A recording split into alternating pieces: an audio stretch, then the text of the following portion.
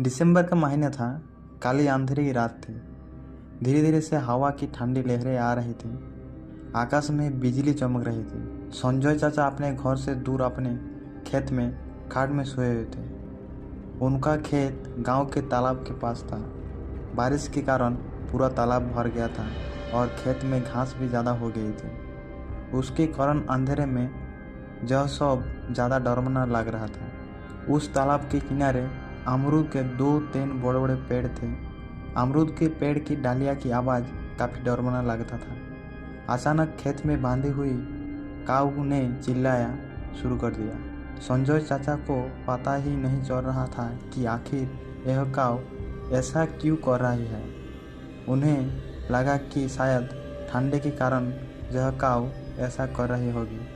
इसीलिए संजय चाचा के खेत में चिमनी जलाई। उस चिमनी के उजाले में संजय चाचा की नज़र उनके खाट में पड़ी। उन्होंने देखा कि एक स्त्री उनके खाट पे बैठी है। यह देखकर उनका शरीर डर से मारे कांपने लगा। उसी वक्त आकाश में बिजली का तेज झटका हुआ। बस तो संजय चाचा बहादुर थे, लेकिन आज उन्हें भी थोड़ा डर लग रहा था। उसी वक्त चाचा ने आग में सूखी घास डाली और आग को ज़्यादा बढ़ाया। इसकी वजह से वो औरत ठीक से दिखाई दे रही थी। संजय चाचा ने तापने के साथ बैठे बैठे ही बूम लगाई, कौन हो? पर सामने से कोई प्रतिक्रिया नहीं मिली। इसलिए चाचा अचंभित रह गए।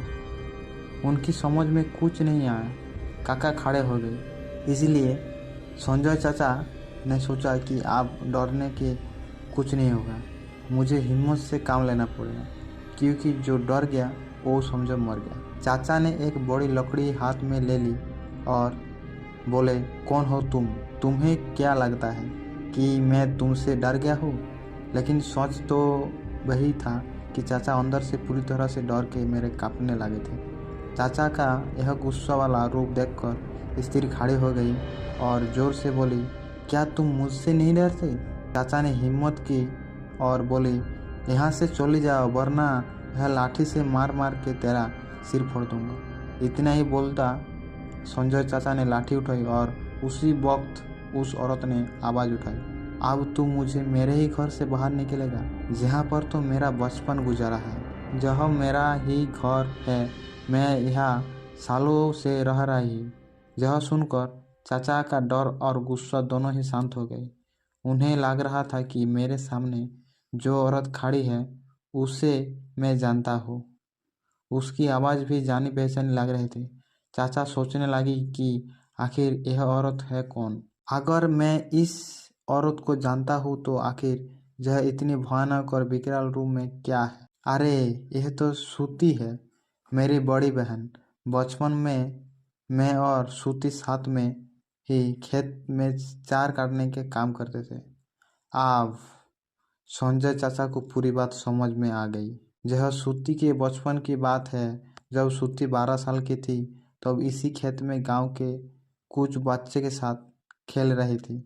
दूसरे बच्चे की तरह सूती भी पेड़ चढ़कर एक डाल से दूसरी डाल के छलांग लगा रहे थे। दूसरी बच्चे की तरह सूती भी पेड़ चढ़कर एक डाल से दूसरी डाल पर छलांग लगा रही थी।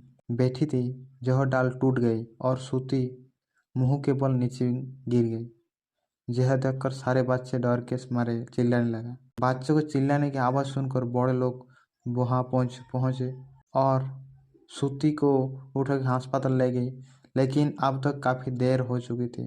ज्योति की मौत हो गई थी।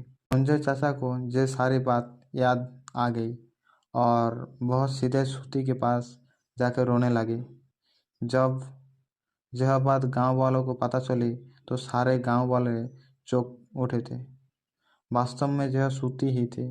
गांव के एक बड़े बुजुर्ग ने कहा, जब सूती की मौत हुई थी तब वो एक बच्ची थी, इसीलिए उसे बालक समझ के उसे दफनाया गया था, लेकिन वास्तव में उसका अंतिम संस्कार करने की जरूरत थी। इसीलिए सूती की आत्मा आज तक भटक रही थी। संजय चाचा ने तुरंत ही सूती को जहाँ दफनाया गया था वहां से उसे निकाला। इसकी भी हिम्मत नहीं हो रही थी कि कोई उसके पास भी जा सके। उसी वक्त सूती की आत्मा ने गांव वालों के सामने आके कहा कि हाँ, आपकी बात सही है, मैं मर चुकी हूँ। आप लोगों को कोई मुझसे डरने की जरूरत नहीं। मैं अभी भी इसी गांव में बैठी हूँ, लेकिन मैं आज दिन तक भटक रही थी। उसी वक्त सूती की आत्मा ने गांव वालों के सामने आके कहा कि हाँ, आपकी बात सही है, मैं मर चुकी हूँ। आप लोगों को मुझसे डरने की ज़रूरत नहीं है। मैं अभी भी इसी गांव की बेटी हूँ, लेकिन मैं आज दिन तक भटक रही हूँ। मुझे मुक्ति दीजिए। बाद में संजय चाचा ने सूती को जब का अग्नि संस्कार किया और उसकी आत्मा को शांति दिलाई। आप लोगों को यह कहानी कैसी लगी, एक कमेंट में बताओ।